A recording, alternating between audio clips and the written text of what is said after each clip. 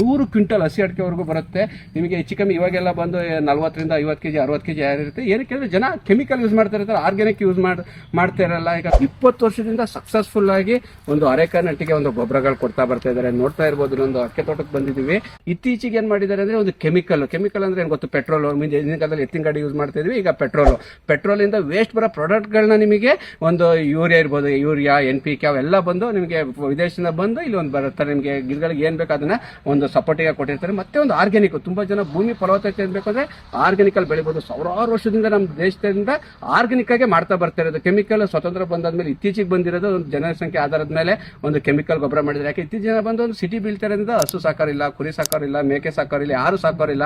ಆ ತರ ಒಂದು ಆರ್ಗ್ಯಾನಿಕ್, ಅದೇ ಒಂದು ಸಂಪೂರ್ಣ ಆಹಾರ, ಯಾವ್ದೊಂದು ಅಕ್ಷಯ ಸಮೃದ್ಧಿ ಒಂದು ಸಂಪೂರ್ಣ ಆಹಾರ ಮಾಡಿದ್ರೆ 16 ಪೋಷಕಾಂಶಗಳಿರುತ್ತೆ ನಿಮಗೆ. ಈಗ 16 ಪೋಷಕಾಂಶಗಳಿಗೆ 1 ವರ್ಷದ ಗಿಡ ಆದ್ರೆ 1 kg, 2 ವರ್ಷದ ಗಿಡ ಆದ್ರೆ 2 kg, 3 ವರ್ಷದ ಗಿಡ ಆದ್ರೆ 3 kg, 4 ವರ್ಷದ ಗಿಡ ಆದ್ರೆ 4 kg ಕೊಡಬೇಕಾಗುತ್ತೆ. 4 ವರ್ಷದ ಎಬೋ 4 kg ಗಿಡದ ಬುಡದಿಂದ 1 ಅಡಿ ದೂರಕ್ಕೆ ಒಂದು ರೌಂಡ್ ಎಷ್ಟೇ ಮಾಡ್ಕೊಂಡು ಒಂದು 4 kg ಕೊಟ್ಟು ಮಣ್ಣು ಮುಚ್ಚಬೇಕಾಗುತ್ತೆ. ಮಣ್ಣು ಮುಚ್ಚಿದ ತಕ್ಷಣ ನಿಮಗೆ ಒಂದು ಒಳ್ಳೆ ಒಂದು ಅತ್ಯುತ್ತಮವಾದ ಒಂದು ಫಸಲು ಬರುತ್ತೆ. ಒಂದು 100 ಕ್ವಿಂಟಲ್ ಹಸಿ ಅಡಿಕೆವರೆಗೂ ಬರುತ್ತೆ.